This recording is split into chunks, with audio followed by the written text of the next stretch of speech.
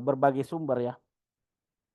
Pengumpulan informasi terkait target itu bisa kita dapatkan dari berbagai sumber. Ada dengan cara direct dan ada dengan cara tidak langsung. Nah, misalkan saya punya target suatu domain misalkan. Suatu domain tertentu, berarti saya bisa mencari informasi dari target tadi dengan dua cara ya. Jadi yang pertama itu kita bisa dengan cara direct atau yang kita sebut dengan cara langsung atau kita bisa dengan cara yang indirect. Nah, tidak langsung ya. Jadi yang dimaksud dengan direct di sini adalah kita melakukan pengumpulan informasi langsung kepada target ya tanpa melalui perantara ya. Jadi ini toolsnya biasa bisa kita pakai Nmap ya, NetDiscover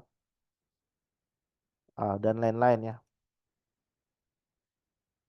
Sedangkan kalau kita melakukan pengumpulan informasi secara tidak langsung itu kita bisa dengan bantuan sosial media,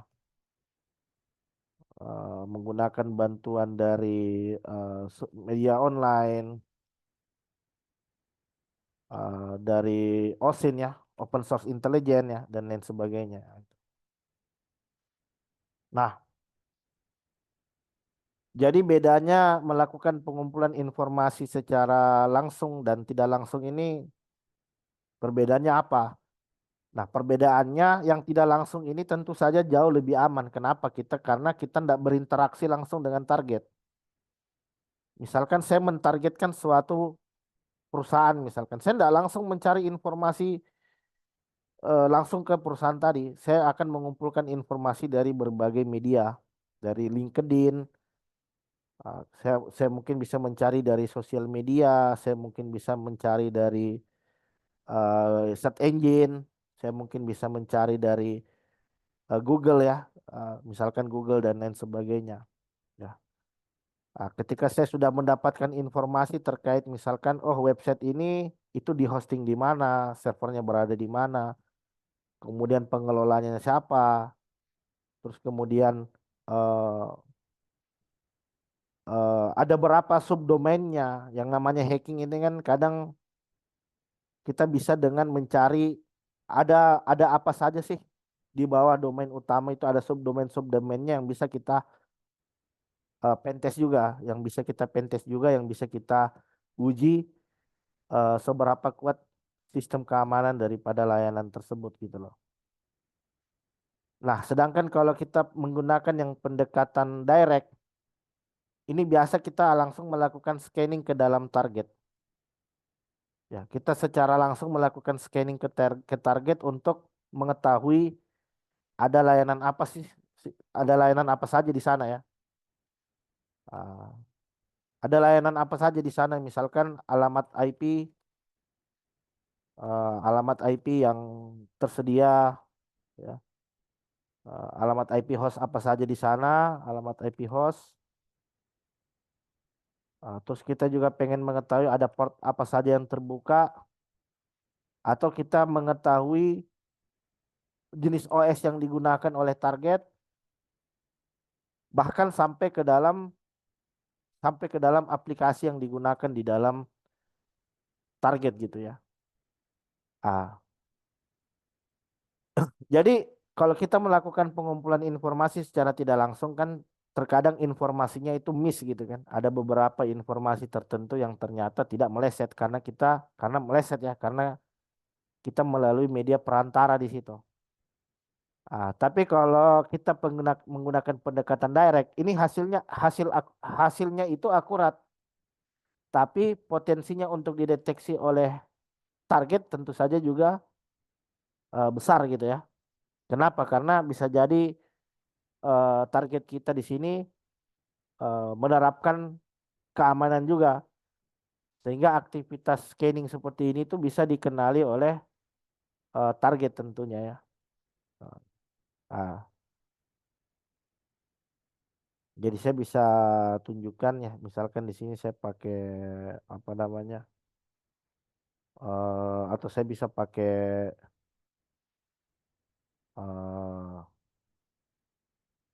saya buka Nmap dulu. Saya buka terminal. Nah, ini untuk bahan sekedar latihan aja ya teman-teman ya. Jadi misalkan target saya itu adalah Public Ultra ya. Jadi ini adalah situs saya sendiri sebenarnya. Tapi teman-teman juga kalau mau latihan pentest juga nanti bisa ke situs saya ya. Jadi sudah saya downgrade security-nya supaya bisa digunakan oleh teman-teman buat latihan gitu ya. Nah, jadi melakukan information gathering itu bisa dengan berbagai perintah, misalkan ping, terus bisa pakai nmap ya. Jadi ping ini biasa kadang kita gunakan untuk mengetahui alamat IP publik daripada target. Nah ini sering kita temui banyak server yang banyak server di internet itu yang ketika di ping dia langsung mereplay alamat IP realnya. Nah, ini contoh implementasi yang kurang baik sebenarnya. Jadi sebisa mungkin kita harus bisa menyembunyikan alamat IP dari server kita gitu. Kenapa? Karena di internet ini kerap terjadi jenis serangan denial of service, kerap terjadi jenis serangan brute force attack ya.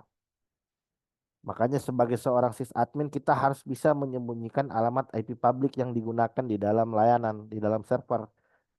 Nah, caranya salah satunya di sini biasa kita dengan melewatkan ke dalam Cloudflare.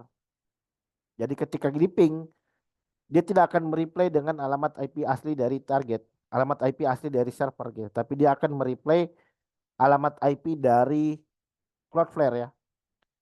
Nah, jadi layanan Cloudflare itu kadang punya interval IP tertentu mulai dari 100 sekian-sekian sampai berapa, itu alamat IP Cloudflare. Nah, sehingga ketika diserang oleh seorang hacker, misalkan seorang hacker di sini menyerang dengan denial of service atau brute force attack, maka dia tidak melakukan brute force attack ke server yang sungguhnya, yang sungguhan, tidak. Dia melakukan brute force ke server yang kita sebut dengan server honeypot. Jadi server yang sudah disamarkan oleh Cloudflare untuk diserang gitu. Jadi kadang si hackernya sudah, wah ini kita udah serang nih si server si target. Tapi ternyata itu bukan server sungguhan. Itu server yang sudah disamarkan yang tujuannya memang untuk diserang gitu. Yang tujuannya untuk diserang oleh hacker sehingga server asli kita di sini bisa terlindungi, bisa aman dari adanya aktivitas cyber attack tadi gitu ya. Nah, nah ini ah, jadi contoh best practice yang jelek tentu saja ya seperti ini. Misalkan ketika di ping maka dia akan mereply, maka dia nanti selanjutnya akan mereply alamat IP daripada perangkat target tentunya ya. Nah, jadi kalau sudah dilewatkan Cloudflare itu nggak akan seperti ini alamat IP-nya. Nah, ini kan alamat IP publik ya. Nah, jadi pertama satu, saya udah tahu alamat IP-nya satu. Jadi satu, saya udah tahu alamat IP. Nah, misalkan dalam hal ini adalah 103 13959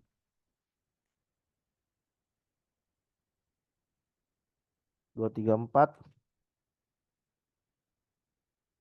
234 19 misalnya. Nah, satu, berarti saya udah dapat alamat, berarti satu kan, saya sudah dapat alamat IP publik dari target.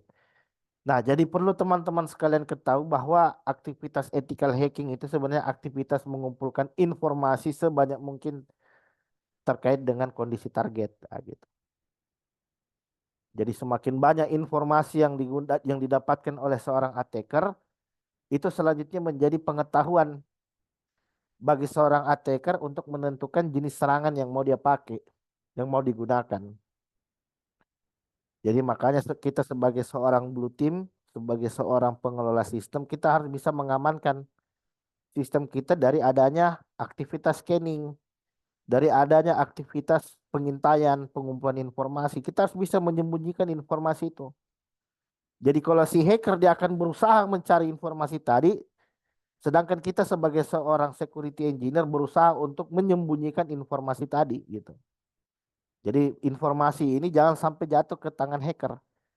Kenapa? Kalau dia bisa tahu informasi aplikasi apa yang digunakan, port apa yang terbuka, kemudian hacker juga bisa tahu eh, layanan aplikasi apa saja yang berjalan, di mana lokasi servernya, di mana seperti apa konfigurasinya. Nah, ini sangat berbahaya sekali. Tentu saja ini selanjutnya nanti akan membuka potensi adanya serangan ke dalam sistem gitu ya. Nah, jadi saya ketahui di sini. Jadi saya tahu bahwa di target kita pertama satu dia menggunakan domain. Di sini saya ketahui bahwa si target dengan domain public Sultra ID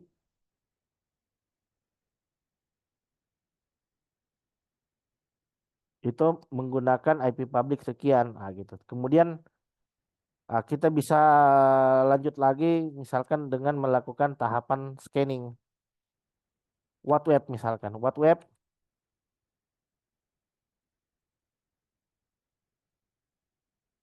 Kita tunggu sampai keluar informasi berikutnya. Ah, what web. Ah, Sebentar. Ada beberapa informasi menarik di sini yang kita dapatkan. Ini. Ah, eh, saya ulangi.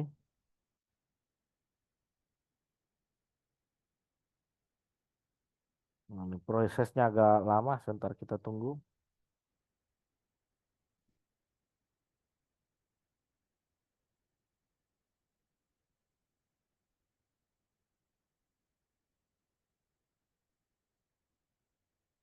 Ah, ini informasi yang berharga ini. Kita copy. Nah, ini kita sudah dapat tambahan informasi. Jadi saya bisa tahu di situ web service yang digunakan apa jenis jenis daripada web service yang digunakan itu adalah Apache ya. Terus server di mana negara Publik Sultan ini berada itu adalah di Australia. Terus dia menggunakan eh, Apache ya. Ini HTTP servernya menggunakan Apache. Terus sistem operasi yang digunakan itu Debian ya. Ini betul ya sama ya. Ini dengan ini sama. Ini kita perlu hapus saja karena IP-nya sudah sesuai. Redirect location-nya, kemudian 200 ini Apache. Ini sepertinya informasi yang sama dengan yang di atas. Ini bisa kita hapus saja. Jadi ini informasi yang menarik, yang library yang digunakan oleh target. Dia menggunakan jQuery, dia menggunakan apa namanya? Dia menggunakan jQuery, kemudian dia menggunakan Lightbox, dia menggunakan Open Graph, terus ini head tagline-nya eh, dia menggunakan WordPress. Ini informasi yang penting. Kenapa? Karena dari sini saya udah punya gambaran. Berarti target kita, Publik Sultra ini menggunakan CMS. Dia menggunakan CMS WordPress versi 6. Terus kemudian untuk web service-nya sendiri dia pakai Apache. Terus kemudian lokasi servernya ada di Australia. Kemudian dia pakai Open Graph ya. Jadi Open Graph ini API bawaan dari Facebook ya. Jadi ini saya tinggal cari tahu. Setelah saya mendapatkan informasi seperti ini, saya akan cari tahu kira-kira ada ndak celah di dalam aplikasi Apache versi 2.4 ini. Kira-kira ada ndak celah di WordPress versi 6.4.5 ini? Nah, atau dari layanan jQuery-nya atau dari layanan Open Graph-nya dan lain sebagainya gitu. Jadi kita ndak mungkin Jadi tidak mungkin itu ya. Jadi tidak mungkin itu apa mendapatkan celah keamanan tanpa melakukan pencarian informasi terlebih dahulu ya. Jadi aktivitas pentest ini bukan aktivitas perdukunan ya. Kita langsung bisa tahu oh ini celahnya di sini. Itu tidak mungkin, tidak ada itu sejarahnya seperti itu. Pasti yang namanya pentest itu dimulai dari pengumpulan informasi dulu. Jadi setelah didapatkan informasi sebanyak mungkin, baru kita coba lakukan analisa dari informasi-informasi yang kita dapatkan tadi. Jangan-jangan dari informasi yang kita dapatkan tadi itu ternyata ada yang punya celah di sana yang bisa kita manfaatkan gitu. Jadi kemudian saya bisa juga dengan melakukan scanning. Ah, saya bisa juga dengan melakukan scanning, misalkan di sini saya akan menggunakan Nmap. Nmap, saya coba menggunakan Nmap, history. Misalkan saya menggunakan Nmap, saya coba lakukan scanning untuk mengetahui adanya layanan yang berjalan di target gitu. Ah, oh. Ini saya ganti dengan IP target.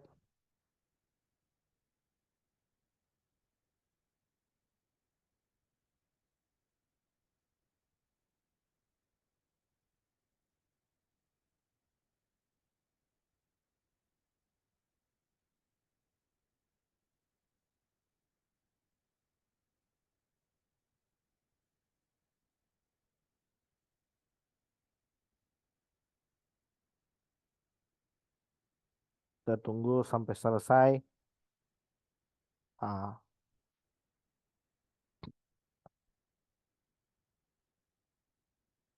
nah, kita coba hapus informasi yang menurut kita tidak begitu penting. Nah, ini kita hapus. Nah, ini kita hapus. Ini sama dengan informasi di atas. Ini bisa kita hapus. Set, ini kita hapus. Set.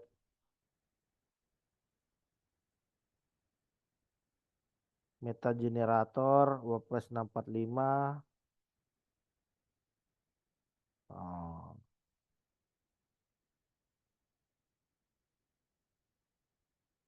oke, dia masih scanning. Kita coba cari ada ndak celah di dalam WordPress. Search void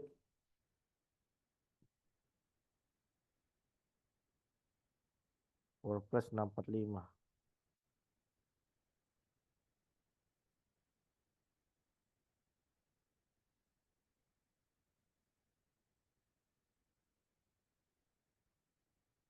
Nah, dia masih scanning. Jadi scanning ini memang agak lama dia ya. Apalagi scanningnya itu, apalagi kalau aktivitas scanningnya itu mengambil informasi yang sensitif, mengambil informasi yang cukup dalam. Ah, ah.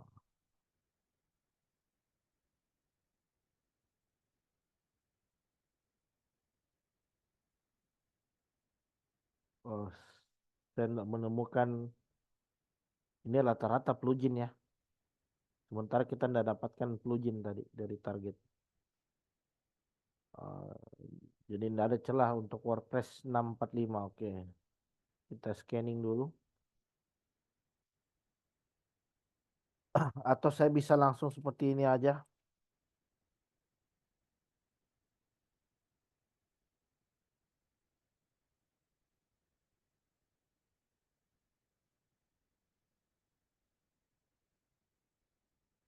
Oke.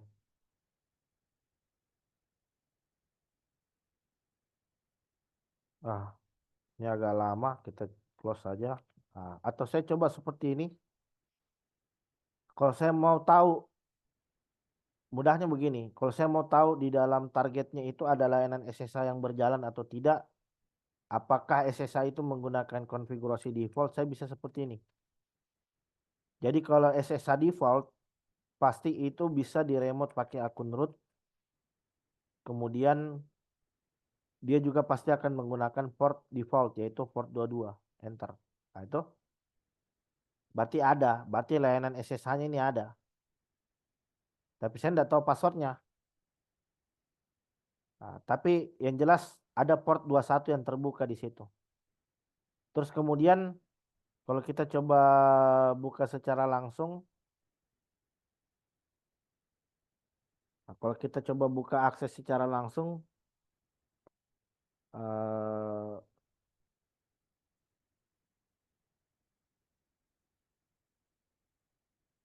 ini saya tuliskan public Sultra ID.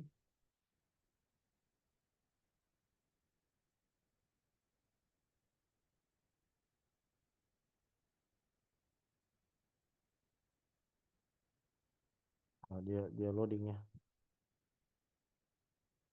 Oh,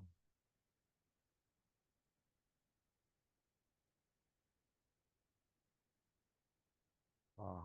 Public Sultra ID. Nah, kita juga bisa nginstal Wapalizer sebenarnya. Wapalizer. Oh, iya.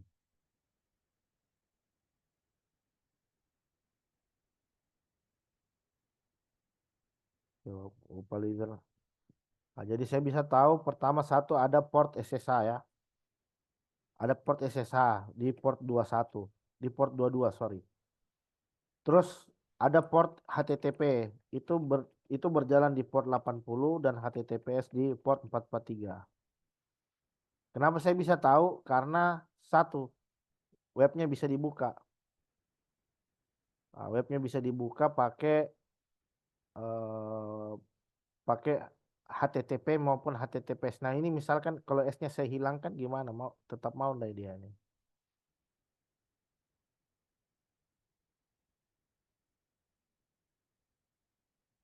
Ah, di redirect ya. Dari HTTP saya coba akses HTTP di redirect ke HTTPS.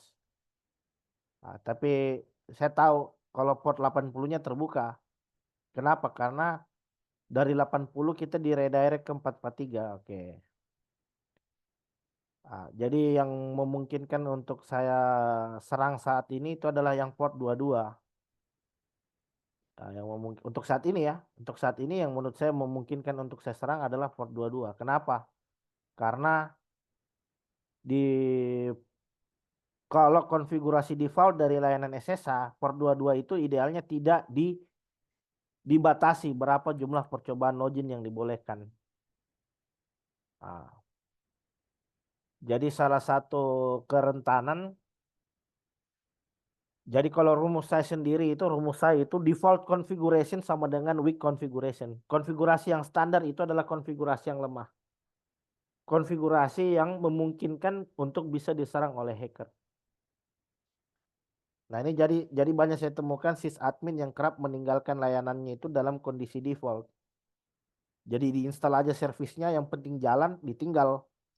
Sementara konfigurasinya itu tidak dicuning. Misalkan kalau layanan SSH-nya itu di, tidak dikonfigurasi berapa kali percobaan login yang dibolehkan. Terus yang kedua, tidak dikonfigurasi layanannya agar hanya boleh meremote pakai akun biasa, akun user. Terus kemudian portnya juga pakai port yang default ya, yaitu port 22. Sama yang paling parah itu dia tidak menerapkan limitasi.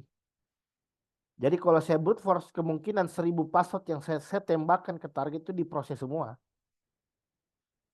Saya bisa pastikan itu akan diproses semua. Kenapa? Karena saya tahu layanan SSH kalau default itu pasti belum menerapkan security secara optimal. Nah, sekarang kita coba tes dulu.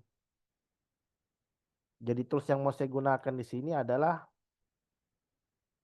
Hydra. Ya, saya coba cari. Misalkan di sini saya menggunakan Hydra.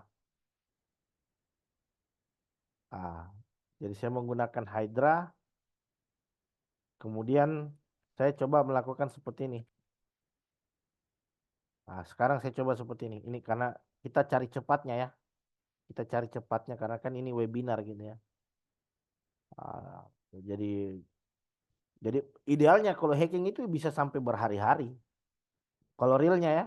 Kalau realnya itu bisa sampai berhari-hari. Tapi kalau ternyata dapat targetnya yang lemah, itu bisa 1 jam atau 2 jam. Ya, bisa sejam atau 2 jam. Atau dapat yang security-nya kuat itu bisa berhari-hari atau bahkan berminggu-minggu. Ya. Tapi ada juga yang security-nya lemah itu bisa sejam mungkin bisa langsung dapat celahnya. Nah, jadi ini saya coba melakukan brute force dengan menggunakan Hydra. Hydra tulis usernya saya definisikan root. Kemudian di sini saya pakai dictionary dari John. Nah, jadi kalau kita coba lihat berapa isi dari dictionary-nya, apa sih isi dari dictionary? Nah, ini isi dari dictionary ini. Jadi isi dari dictionary itu adalah kumpulan password yang ditembakkan satu persatu ke dalam server target. Jadi kalau ini gagal, kalau good luck gagal, dia akan lanjut ke homebrew. Kalau homebrew gagal, dia akan lanjut lagi ke baris berikutnya sampai ditemukan password yang sesuai ya. Jadi kondisi berhentinya di sini adalah ketika dia menemukan password yang sesuai, ketika dia bernilai true.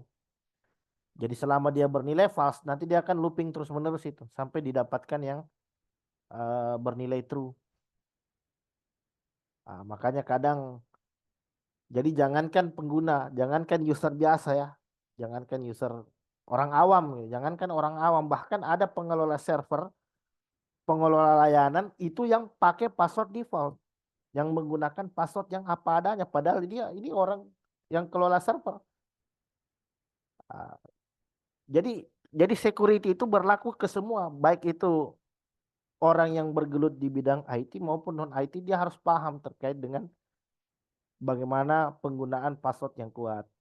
Dan yang paling penting bukan permasalahan password yang kuat. Karena password yang kuat itu hanya memperlambat saja. Kita pakai password yang kuat, tapi kalau si hacker dia punya jutaan dictionary yang ditembakkan terus-menerus ke server target, ya kemungkinan ada juga serangan itu mungkin ada juga kemungkinannya untuk berhasil. Sekalipun kemungkinan probabilitasnya itu adalah sepersekian persen, tapi ada. Ah, jadi penggunaan password yang kuat dan tentu saja penerapan limitasi berapa jumlah percobaan login yang dibolehkan. Jadi saya seperti ini.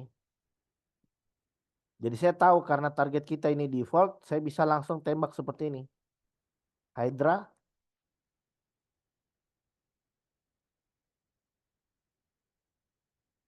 Ah, jadi kalau SSH default dia membolehkan untuk remote melalui akun root. Kemudian selanjutnya kita dictionary. Kita dictionary. Di sini saya akan menggunakan John LST. Jadi jumlahnya itu kurang lebih sekitar 3000 password di dalamnya. Kemudian ini adalah IP public target, ini adalah protokol SSH-nya, dan ini adalah thread-nya. Thread dari prosesor saya menggunakan 4 core di sini. Ketika saya enter, kita lihat. Dia proses dulu ini. Dia proses. Dia mulai attacking ini ya. Ini mulai attacking. Dia mulai attacking. Jadi dia akan melakukan percobaan terus-menerus. 3.000 itu password yang sedikit. 3.000 itu password yang sedikit. Apalagi kalau kita melakukan brute force-nya dengan menerapkan paralel computing ya. Wah, itu bisa lebih cepat lagi. Jadi paralel computing itu artinya kita bagi tugas. Jadi misalkan anggaplah saya punya 4.000 password. Nah, jadi saya bagi tugas, saya punya 4 server yang mana masing-masing server nanti akan melakukan brute force untuk 1.000 akun. Nah, jadi pembagian tugasnya bisa dilakukan dengan cepat. Nah, kalau kita paham cara melakukan paralel computing, nah, itu. Nah, cuman ini cara-cara malas ya, ini cara-cara script kiddies. Nah, ini cara-cara script kiddies, tapi ini work loh. Sekalipun ini cara-cara script kiddies, tapi ini work. Ya. Nah, sekalipun ini cara-cara yang script kiddies, tapi ini work gitu. Kenapa saya katakan work? Karena tadi, karena kadang ada administrator juga yang ternyata menggunakan password yang lemah. Nah, ini. Nah, terus saya coba juga dari sini. Terus saya coba juga dari kali saya yang satu. Saya coba melakukan paralel computing. Jadi di sini melakukan brute force. Kemudian saya coba melakukan brute force juga melalui perangkat saya yang satu. Dengan menggunakan dictionary yang berbeda. Nah, lalu ada pertanyaan, loh bisa Pak? Bisa. Kenapa tidak bisa? Bisa. Kalau ini kenapa bisa terjadi seperti ini? Karena ada miskonfigurasi. Ya, karena ada miskonfigurasi dari target sehingga memungkinkan seorang attacker untuk bisa melakukan brute force dengan pendekatan paralel computing. Yang buka celah siapa? Yang buka celah siapa? Yang buka celah ya pengelola sistem. Kenapa tidak diamankan sistemnya gitu. Jadi kadang kita juga konfigurasi server itu jangan konfigurasi yang apa adanya. Konfigurasinya yang memang betul-betul secure. Ah, minta bantuan apa? Jadi memang harus betul-betul diulik gitu. Kita kadang konfigurasi juga jangan setelah dikonfig jangan ditinggal konfigurasinya. Dicuning lagi itu konfigurasinya. Ini udah benar enggak konfigurasi saya? Ini udah aman enggak konfigurasi saya ketika saya menerapkan konfigurasi yang seperti ini? Nah, gitu.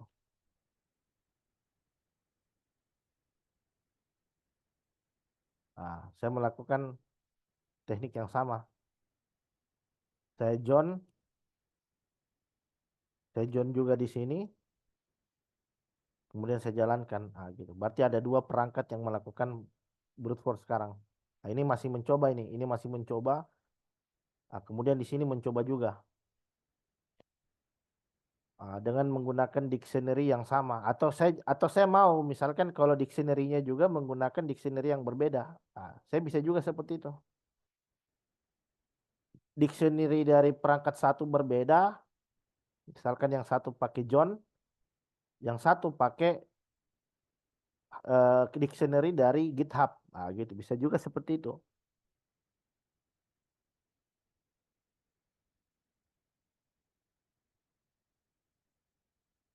Tapi ini teman-teman jangan dilakukan secara sembarang ya. Namanya ethical hacking itu kita nggak bisa sembarang ya. Ada servernya orang sekalipun servernya itu mungkin lemah ya kita juga nggak bisa secara seenaknya gitu ya. Sekalipun kita tahu bahwa sistem mereka itu lemah gitu ya. Uh, kita coba lihat uh, ini total ada 3.495 ya. Ini sudah percobaan keberapa ini? Jadi mau tiga, mau mau dua, mau tiga, mau empat itu bisa, itu jalan semua. Kenapa? Karena konfigurasi default dari layanan SSH ini dia membuka koneksi dari mana saja, open. Itu langsung ketemu. Ini ketemu ini. Ternyata lebih duluan server kedua dibandingkan server ke satu. Server ke satu masih cari, ternyata server kedua dia udah temu. Bisa jadi kenapa? Bisa jadi karena dictionary di server satu yang memiliki password dari target. Sekarang kita coba masuk. Ini tinggal saya copy saja. Nah, tapi setelah ini passwordnya saya ganti. Ya. Ah, Ketika saya paste, enter, WMI, itu masuk sebagai root dan if config,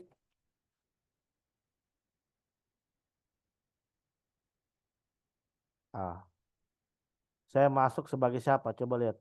Saya masuk sebagai servernya target sekarang. Seperti itu. Ya, jadi seperti itu demo ya. Jadi seperti itu demo terkait dengan bagaimana melakukan peretasan etis. Ah, jadi saya itu kalau biasa pentest, brute force itu biasa alternatif terakhir. Kalau saya belum dapat celah, biasa dari pagi sampai sore saya pentest. Wah, saya enggak dapat nih celah SQL injection, XSS, CSRF. Saya mulai lagi pentest di besoknya, tapi komputer saya tinggal untuk melakukan brute force. Jangan-jangan dari aktivitas brute force yang saya lakukan ini, saya bisa mendapatkan password yang ada di dalam perangkat target. Ya, seperti itu ya. Jadi kita tidak lama ya. Jadi karena saya harus segera ke bandara untuk balik ke Sulawesi ya. Jadi kita mungkin bisa sampai di sini dulu untuk materi dan saya sampaikan kepada teman-teman, silakan teman-teman nanti minta tolong di subscribe channel saya ya. Jadi memang tujuannya untuk berbagi ilmu kepada teman-temannya. Jadi saya enggak cari uang dari YouTube, enggak. Jadi YouTube saya ini enggak saya monetize, enggak. Channel YouTube saya ini enggak saya monetize. Memang tujuannya untuk berbagi ilmu. Memang tujuannya adalah untuk berbagi pengetahuan kepada teman-teman. Jadi enggak saya iklankan gitu. Jadi kalau ada iklan muncul itu bukan dari saya. Itu bukan dari saya, itu dari pihak YouTube gitu. Sedangkan saya sendiri enggak pernah ngiklankan video saya. Memang tujuannya untuk berbagi ilmu ya. Memang tujuannya untuk sharing dan apa namanya, yang namanya belajar ethical hacking begini memang harus banyak praktek dan saya sering temukan ada teman-teman yang mungkin kesulitan untuk referensi terkait dengan belajar ethical hacking ya, dan lain sebagainya gitu. Jadi saya harapkan dengan adanya apa namanya, melalui adanya webinar-webinar seperti ini, melalui eh, webinar-webinar, ya seminar-seminar, event-event, maka semakin banyak talent-talent cyber security. Diharapkan akan semakin banyak talent-talent cyber security yang muncul karena melihat negara kita saat ini itu lagi rame-ramenya ya kebocoran data dan lain sebagainya. Ada apa gitu? Ada apa dengan negara kita ini? Dan saya harapkan beberapa tahun ke depan ya, mulai terhitung dari tahun ini sampai beberapa tahun ke depan itu akan muncul-muncul talent-talent cyber security yang nantinya bisa memberikan kontribusi kepada negara kita dengan keahlian mereka untuk menjaga keamanan agar bagaimana insiden-insiden terkait kebocoran data ini sudah tidak terjadi lagi lah ke depannya gitu ya. Jadi kalau berdasarkan pengalaman saya sendiri di industri, talent cyber security ini cukup dibutuhkan karena baik pemerintah, industri, perusahaan mereka sudah mulai melek gitu. Apalagi saat ini kita sudah mengalami proses transformasi digital ya. Tentu saja transformasi digital tanpa dibarengi dengan keamanan informasi dibarengi dengan cyber security ini merupakan hal yang kurang baik tentunya gitu ya. Nah, jadi fungsionalitas dan security itu adalah satu pasang, satu paket yang tidak bisa dipisahkan. Bekerja saja tapi nggak aman itu bullshit itu namanya, nggak mungkin. Pasti akan ada waktunya sistem itu akan di hack gitu kan. Jadi sistem itu dia berfungsi dari sisi fungsionalitas dia bekerja dengan baik dan dari sisi security dia bisa memberikan keamanan yang baik tentunya. Seperti itu ya. Oke, mungkin itu saja yang bisa saya sampaikan kepada teman-teman di malam hari ini. Saya ucapkan terima kasih banyak kepada Mas Alwi ya. Jadi kalau tidak salah yang invite saya kemarin itu Mas Alwi, kita ketemu di LinkedIn, terus di invite lah sama Mas Alwi untuk menjadi salah satu pembicara di kampus Nurul Fikri ini ya. Jadi saya apresiasi semangat teman-teman yang ingin belajar cyber security. Oke, mungkin itu saja yang bisa saya paparkan. Saya ucapkan terima kasih banyak. Selanjutnya saya kembalikan kepada moderator. Waktu dan tempat saya persilakan. Oke, baik. Terima kasih banget nih buat Mas Zulkifli atas ilmu-ilmunya yang emang bermanfaat banget sekali buat kita ya teman-teman. Jadi tadi yang dibilang oleh Mas Zulkifli ini ya teman-teman coba lebih dalam mengeksplor lagi gitu. Jadi nggak bisa dalam sehari gitu ilmu ini untuk bisa kita dapat gitu teman-teman. Jadi tadi juga udah dikasih ya link YouTube-nya, mungkin bisa subscribe gitu ya teman-teman. Dan diingatkan lagi ya untuk teman-teman, jadi ilmu ini tidak diperkenankan untuk kejahatan, tapi jadikan sebuah edukasi. eh, itu ya teman-teman. Jadilah ethical hacking, hacking yang etis teman-teman. Oke baik, mungkin langsung ke acara berikutnya ya, Mas Zulkifli, ke pertanyaan. Jadi pertanyaan ini dibuka hanya untuk 2 orang ya teman-teman. Baik, silakan yang ingin bertanya angkat tangannya terlebih dahulu. Mungkin ada yang ingin bertanya.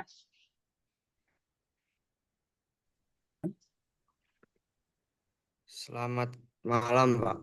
Pak, mau tanya, untuk percobaan demo etika hacking itu webnya apa tidak boleh sembarangan?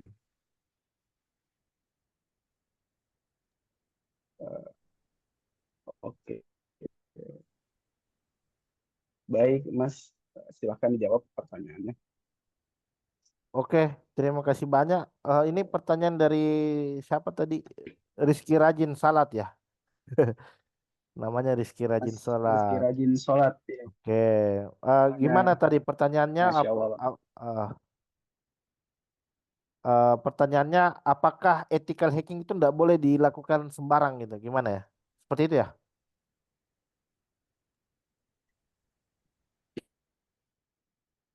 Jangan Ya, diperlihatkan yang secara. kayak Bapak praktekkan tadi tuh, Pak, kalau seumpama mau coba kan harus ada web uji coba atau nggak bisa sembarangan gitu.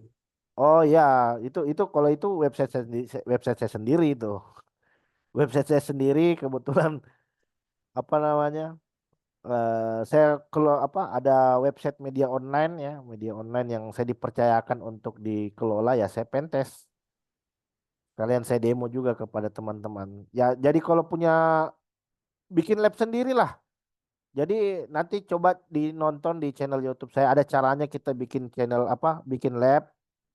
Jadi install firmware, install mesin virtual. Jadi di dalam lingkungan sistem operasi yang kita gunakan saat ini itu kita menjalankan beberapa sistem operasi. Nah, misalkan kalau di laptop yang saya gunakan ini pakai Windows, terus di dalam Windows saya ada Kali Linux. Terus di dalam Kali Linux itu nanti ada Ubuntu server juga. Jadi saya menjalankan 3 sistem operasi sekaligus di dalam perangkat fisikal saya. Nah, jadi saya belajar hacking di sini. Dari Kali Linux gimana saya cara ngehack ke Linux Ubuntu server, kemudian bagaimana selanjutnya saya coba melakukan. Nah, itu kan legal karena saya lakukan di dalam lingkungan saya sendiri, bukan di situsnya orang, bukan di websitenya punya pemerintah, bukan di websitenya punya perusahaan mungkin. Itu legal dan itu boleh juga untuk diperlihatkan, dengan ta- tapi dengan tujuan tentunya adalah untuk hal-hal yang edukasi tentunya, biar memberikan kesadaran kepada teman-teman, oh seperti ini loh dampak serangan yang bisa terjadi, berarti apa tindakan yang perlu saya lakukan agar saya terhindar dari hal tersebut gitu. Begitu ya. Jadi Oke. silakan yang lain mungkin Ya, ada. eh, mungkin yang lain silakan. Sudah terjawab ya Mas Rizky Rajin Sholat? Siap, makasih Pak. Oke, terima kasih. Mungkin satu orang lagi boleh untuk pertanyaan, silakan. Boleh lewat chat, boleh. Silakan, boleh.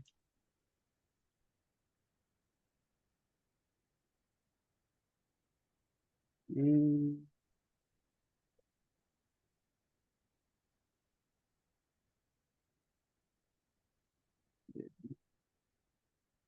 ada lagi? Boleh silakan lewat chat atau mau langsung angkat tangannya yang ingin bertanya.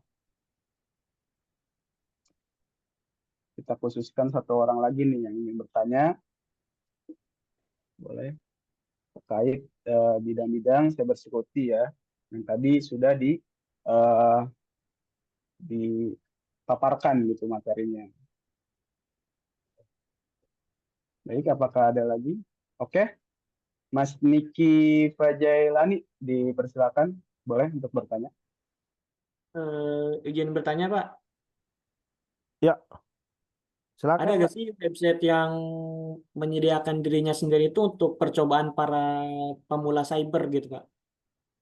Oh, ada. Try Hack Me ya. Oh iya, Pak. Try Selain Hack itu Me. ada nggak, Pak? Ada. Try Hack Me. Nanti saya kirim aja di kolom chat ya. Oh, oke, siap, siap. Try Hack Me. Makasih, Pak. Terima, ya sama-sama. Try Hack Me, Hack the Box. Kemudian apa namanya? eh Pico CTF masuk nggak Pak? Pico, ya boleh Pico CTF, kemudian apa lagi namanya itu? Kok saya lupa ya? Sebentar ya, saya cek dulu ya. Nih.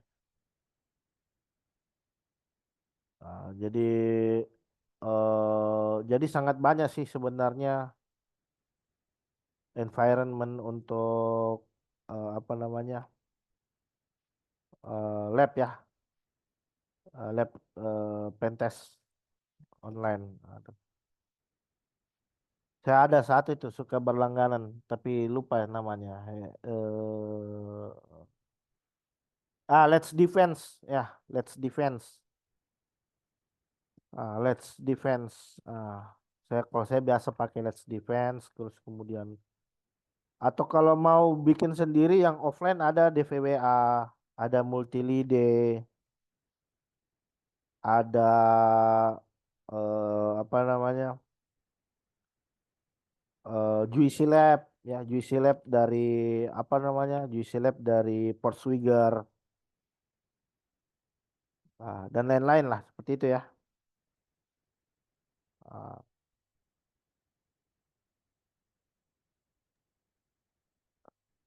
ya Oke, seperti mungkin itu.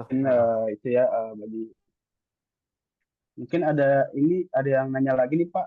Eh, Satu lagi mungkin ya Pak ya untuk pertanyaannya. Oke. Boleh Pak, Ya, izin diketik lagi ya. bertanya Pak, jika kita misalnya tiba-tiba dapat perintah suruh bobol web Kementerian Pariwisata, tapi kita ini seorang whitehead. Ya, jangan, jangan mau, jangan mau. Jangan-jangan Anda disuruh, tapi ketika Anda lakukan, Anda sendiri yang kena ciduk polisi. Jangan. Jadi harus ada kontraknya. Jadi hacking itu ndak bisa satset main suruh-suruh. Kau hack ini, kau hack itu. Sekalipun itu orang yang berwenang. Sekalipun itu mungkin kepala dinas atau mungkin gubernur sekalipun atau siapapun itu. Nggak bisa. Itu harus ada NDA-nya. Harus ada apa kontraknya. Harus ada NDA-nya. Harus ada eh, kesepakatannya. Baru hacking itu boleh dilakukan. Itu pun aktivitas hacking itu hanya sampai menembus. Ketika sudah tembus, jangan sekali-sekali Anda berani melihat isi data di dalamnya, nggak boleh.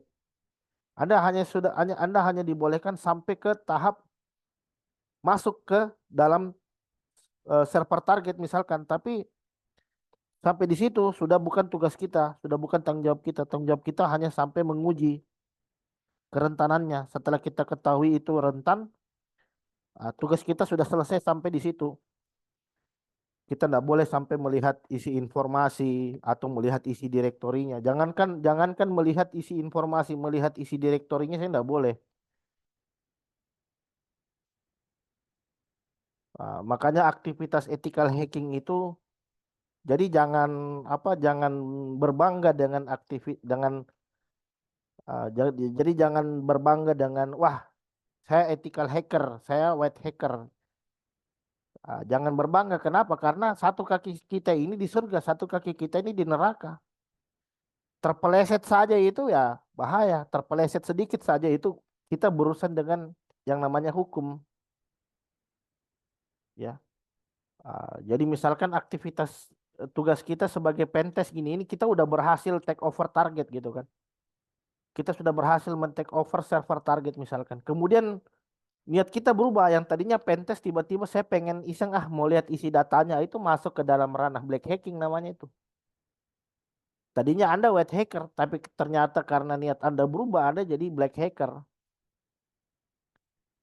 Makanya saya katakan ini aktivitas hacking ini antara surga dan neraka. Terpeleset sedikit saja itu urusannya dengan hukum, urusannya dengan kepolisian, pihak yang berwajib. Makanya harus ada, makanya saya katakan Anda harus belajar ethical hacker, belajar menjadi hacker yang etis, belajar menjadi seorang hacker yang bertanggung jawab. Jadi jangan mau disuruh ini disuruh itu. Jangan-jangan Anda disuruh pentest terus tiba-tiba ada masalah sih yang nyuruh Anda itu lepas tangan.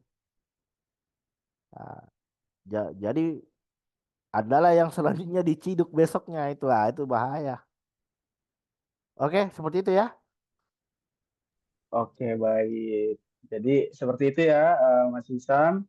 Jadi nggak boleh tuh ada prosedurnya sendiri gitu untuk apalagi bagi with hack gitu ya itu eh, ya kita sebagai ethical hacker lah. Jadi harus etis juga gitu untuk meretas apapun juga harus atas persetujuan perusahaan tersebut mungkin. Oke, baik. Kita tutup ya sesi pertanyaannya. Mungkin lanjut ke acara selanjutnya. Mungkin ada dokumentasi dulu nih teman-teman. Bagi teman-teman yang masih off cam, boleh dong on cam dulu terlebih dahulu untuk kita dokumentasi dengan eh, Mas Zulkifli Said. Oke. Untuk media boleh dibantu. Ada media? Ada Pak. Oke, oke. Boleh Mas Faiz. Ya, tolong kecil sebentar. Yang oleh Allah ada 3 orang yang amanahnya paling besar. Ya, ya sebagai Oke, Mas Faiz. Pada teman-teman. Sudah semua? Oke, siap. Ya. Mari. 1, 2, 3. Gaya NFCC mungkin ya, teman-teman. Ya, gimana? Gaya rubah gitu. Gaya Oke. rubah, Pak. Oh gini. Iya, Tangan saya udah benar ini. benar, Benar, Pak, Pak. benar, Pak. Siluman rubah ya. Cool. Iya, Pak. Ah. Oke. Siap. 1, 2, 3. Oke, Oke. sudah. Udah ya. Makasih banyak semuanya. Oke. Terima kasih. Ya. Terima kasih juga ya Pak atas ilmunya Pak. Sangat bermanfaat sekali Pak. Oke. Terima kasih, Pak. Mungkin teman-teman sebelum live Zoom-nya boleh diisi feedback-nya teman-teman untuk mendapatkan sertifikat dari workshop ini. Udah dikirim di chat ya.